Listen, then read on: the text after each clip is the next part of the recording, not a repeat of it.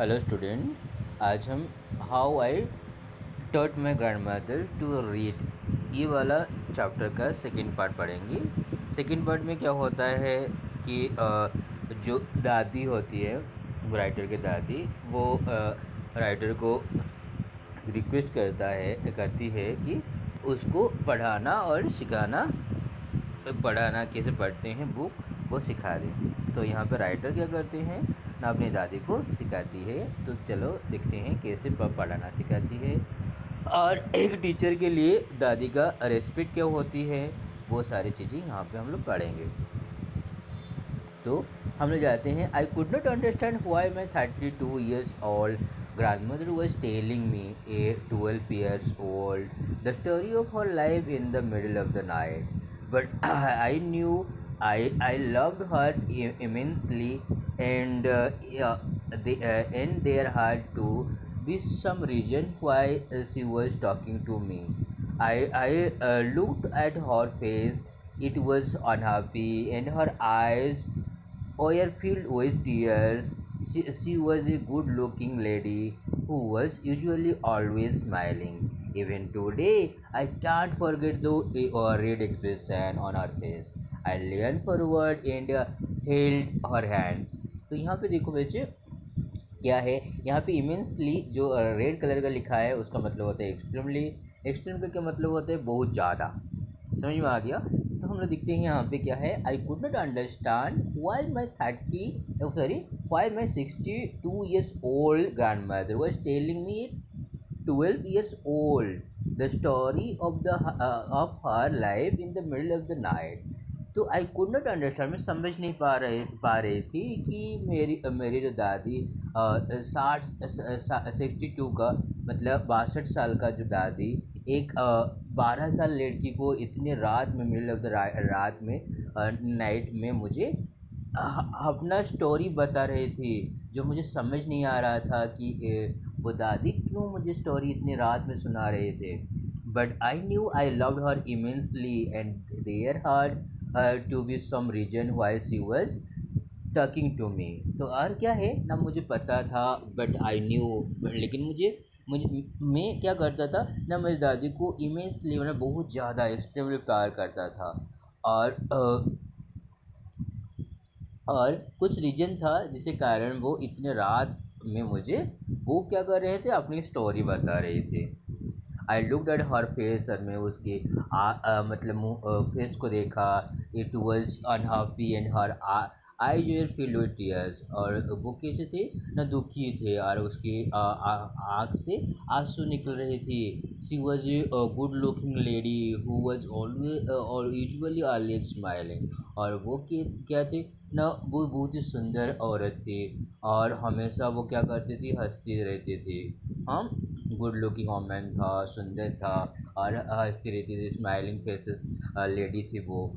Even today I can not forget the worried expression on her face. और writer कह रहे हैं कि आज भी क्या होता है ना, उनका जो ओरिड एक्सप्रेशन, जो चिंतित वाले जो फेस होता है, वो आज भी वो भूल नहीं पाते थे, इतना ओरिड थे वो दादी। आई leaned forward and held her hand, और मैं क्या हुआ ना, मैंने उनके पास चला गया, मतलब जो सोए थे ना वो, जैसे कि पुराने चैप्टर में पढ़े थे कि जैसे देखो यहाँ पे दादी क्या कर रहे हैं ना, वो राइटर की माथे पे हाथ दे रहे हैं। तो यहाँ पे क्या होता है ना, वो राइटर जो है 12 साल की औरत, वो जाग जाती है और उसका हाथ पकड़ लेती है, और कहती है, क्या कहती है, Abha don't cry, what is the matter, can I help you in any way. तो वो कहती है कि आभा, जो अपनी दादी को आभा बुलाती है, वो राइटर बुलाते हैं अपनी दादी को आभा, और वो बोलते हैं कि क्या हुआ दादी, मैं आपको कैसी मदद कर सकती हूँ। Yes, I need your help.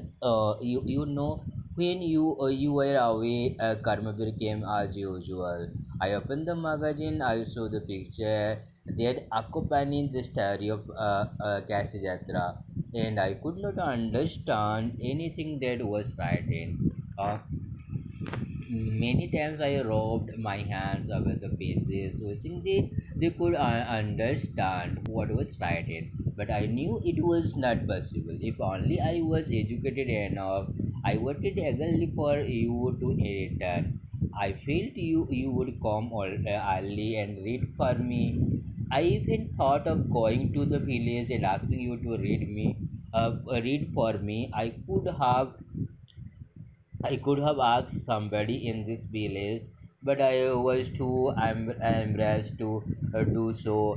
I felt very dependent and helpless. We are well off, but what is money when I cannot be independent? तो यहाँ पे कुछ वर्ड है या आमरास होना, मतलब आमरास मतलब लज्जित होना, खुद को आमरास फील करना। समझ में आ गया किसी के सामने खुद को क्या करना, लज्जा सचना जो होता है, सैम फील करना, वो होता है आमरास। समझ में आ गया। तो हम लोग यहाँ पे आते हैं फिर से देखते हैं। तो दादी कहती है yes I need your help. वो कहती है कि दादी हाँ हाँ मुझे तुम्हारी क्या चाहिए, हेल्प चाहिए। You know when you are were away Karmveer came as usual. यहाँ पे दादी कहती है कि जब तुम मतलब जो यहाँ पर राइटर जो थे वो क्या होते थे, अपने सहेली के साथ वो गांव वाले मतलब पड़ोस गांव में जो गए थी शादी में, वो बातें यहाँ पे दादी कह रहे हैं कि जब तुम बाहर चले गए थे तो क्या हुआ था ना, कर्मवीर तो वैसे आता था, वही टाइम लेके मजा यूजुअल जैसे आता था, सप्ताह में एक बार आता था, वो वैसे आया था। आई ओपन द मैगजीन, और मैंने क्या किया ना, मैगजीन को खोला।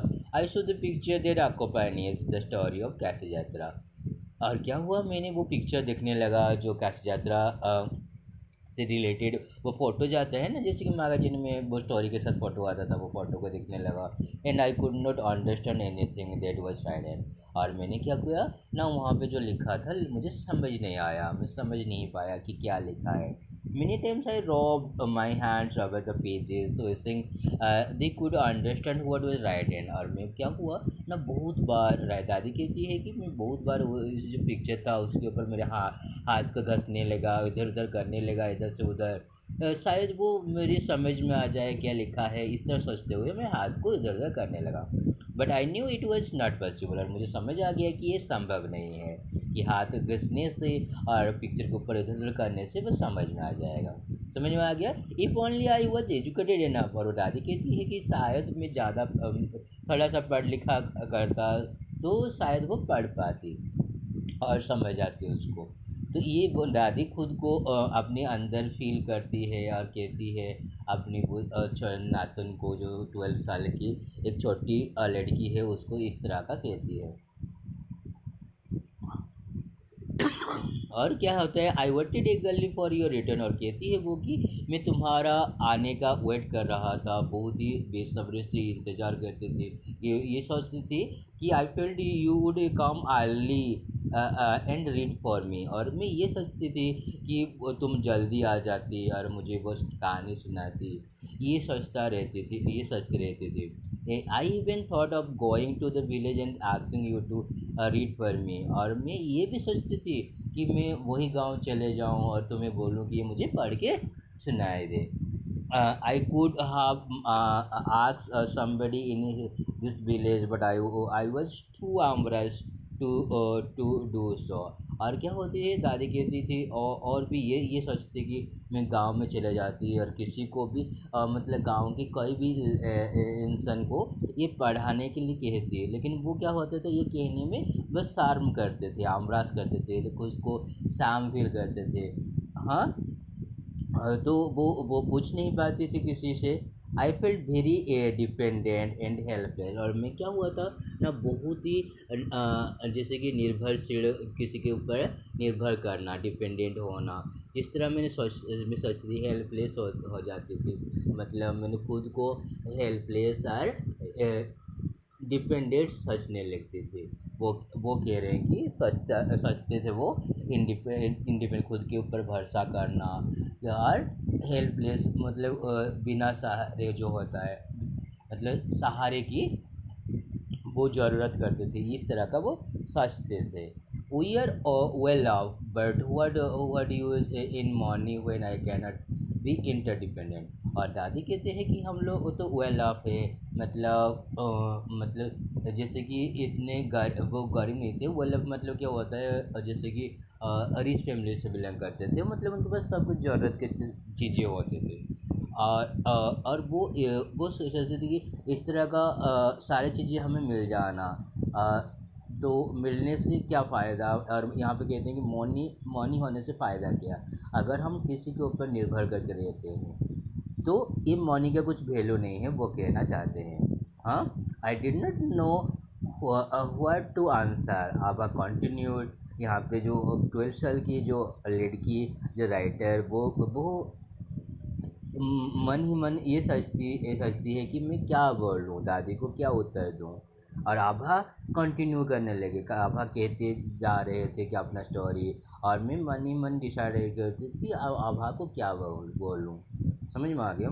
आई have decided I want to learn the Kannada alphabet from tomorrow onwards. I will work very hard. I will keep Saraswati Puja day during the Sahara as the deadline. That day I should be able to read a novel on my own. I want to be interdependent. So I have decided I want to learn the Kannada alphabet from tomorrow onwards.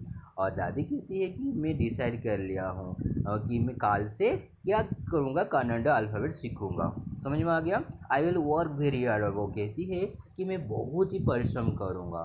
और I will keep Saraswati Puja day during Dussehra as the deadline, और वो कहती है कि सरस्वती पूजा से वो start करेगा और दशहरा पूजा में वो दादी वो पढ़ना ख़त्म कर लेगी, मतलब अल्फ़ाबेट सारे सीख जाएगी।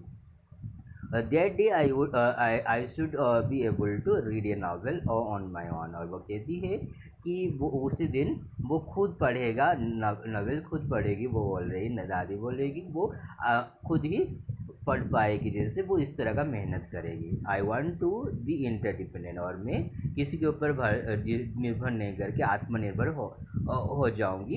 वो कह रही है, वो चाहती है कि दादी चाहती है वो आत्मनिर्भर है और किसी के ऊपर डिपेंड ना करें। समझ में आ गया। इंटरडिपेंडेंट मतलब होता है आत्मनिर्भरशीलता। समझ में आ गया। I saw the determination on her face, yet I loved at her। और यहाँ पे जो अथर होते हैं राइटर, वो उनके फेस में डिटर्मिनेशन दिखना, मतलब चमकना दिखना, मतलब ब्राइट दिखना, वो जैसे कि एकाग्रता होना, जैसे कि वो सीखने के लिए जो उनकी जो फेस में इच्छुक हो रही है, जो फेस जो शाइनिंग हो रहा है कि नहीं मैं सीखूंगा, कॉन्फिडेंट जो कहते हैं नॉर्मली। तो वो राइटर कह रहे हैं कि उनके फेस में ये सारी चीज़ें वो देखे। और तब भी क्या हुआ, ये टाई लव्ड एट हर, तब भी मैंने हंसने लगी। क्यों हंसने लगी, यहाँ पे लिखा है देखो। Abha at this age of 62 you want to learn the alphabet, all your hair is grey, your hand are wrinkled, you wear a spectacle and you work so much in the kitchen।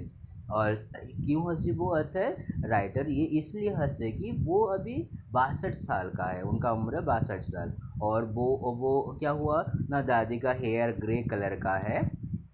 समझ में आ गया। और जैसे कि देखिए ना picture में कैसे कलर वाइट जैसा कलर है, ग्रे कलर, और उसका हाथ भी थरता रहता है क्योंकि वो 62 साल में ज़्यादा उम्र तो हो जाती है। और क्या होता है ना, वो स्पेक्टेकल मतलब जो दिख रही हो ना, चश्मा पहने हुए हैं, ग्लासेस पहने हैं, वो चीज़ स्पेक्टेकल होता है।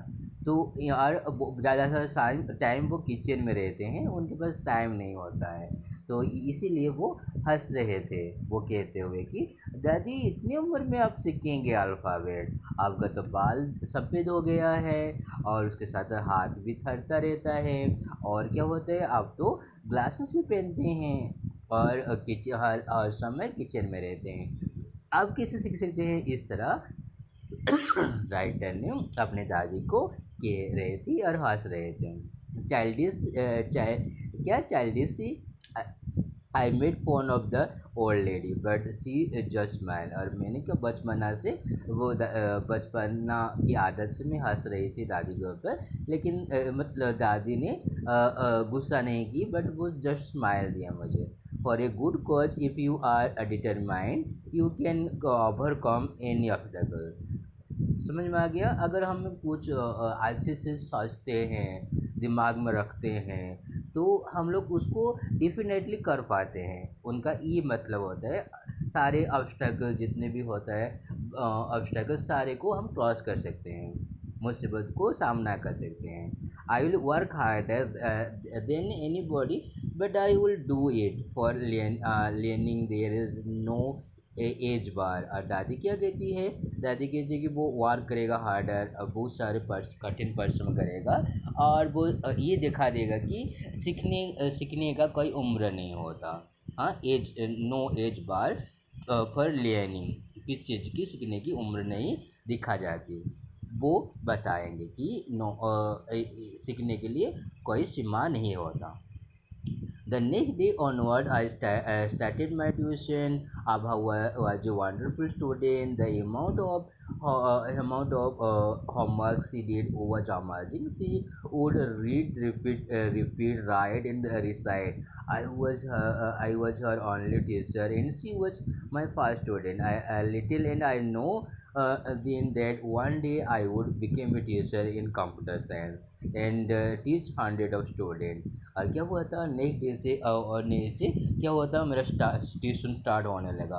आभा एक बहुत ही वंडरफुल स्टूडेंट था, और वो क्या करता था, जितने होमवर्क वो करता है, बहुत सारे अमाउंट ऑफ होमवर्क करता है जो अमेजिंग होता था। मतलब अमेजिंग मतलब क्या होता है, ये कि इतना ज़्यादा होमवर्क करता है कि कोई बच्चे करते नहीं। आज के ज़माने में देखते हो ना, बच्चे होमवर्क करने में कैसे कहते हैं, नहीं नहीं दम्मा मैं नहीं कर सकती मम्मी, और मेरा हाथ दर्द कर रहा है, बहुत सारे बहाना करते हैं। कोई कोई तो बच्चे फ्री फायर करते हैं, खेलने के लिए टाइम हो जाता है, लेकिन पढ़ने के लिए आए तो बाद वो कोई ना कोई बहाना बना लेते हैं, होमवर्क करते नहीं हैं। लेकिन दादी इस तरह का नहीं थे, जितने होमवर्क दिया जाता था उससे ज़्यादा वो कर देते थे। इसलिए यहाँ पे राइटर कह रहे हैं कि उनका जो होमवर्क करते थे वो बहुत ही अमेजिंग था।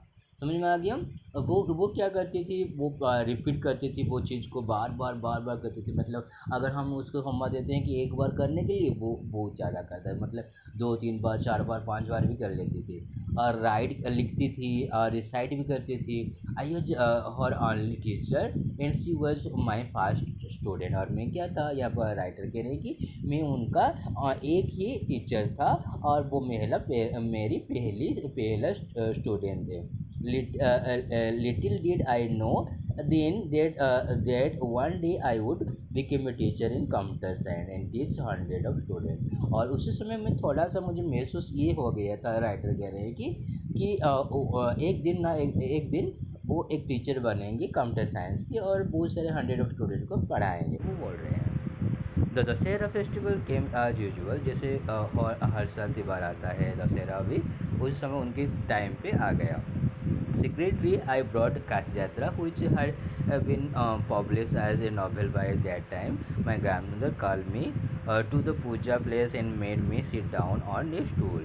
तो क्या हुआ यहाँ पे, अथर कह रही है, राइटर कह रही थे कि क्या हुआ न, दशहरा पूजा आज यूजुअल टाइम में आ गया, और वो चुपचाप हो जा चुप रही, और सीक्रेटली मतलब दादी को बिना बताए वो काशी यात्रा के एक मैगजीन जो पब्लिश हुआ था उसी समय में वो लेके आए थे। और my grandmother call me to the puja place and made me sit down on the stool. और दादी ने क्या हुआ ना, मुझे बुलाई, और जो पूजा जो प्लेस होता है, मतलब मंदिर, जो घर का मंदिर जो होता है, वहाँ पे एक स्टूल के ऊपर मुझे बैठाई। She gave me a gift of frock material then she did something unusual.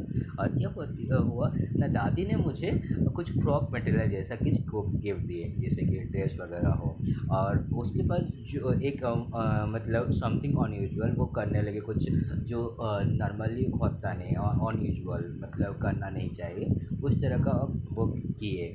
C bent down and touch my feet, वो झुके और मेरी पैर को छुए।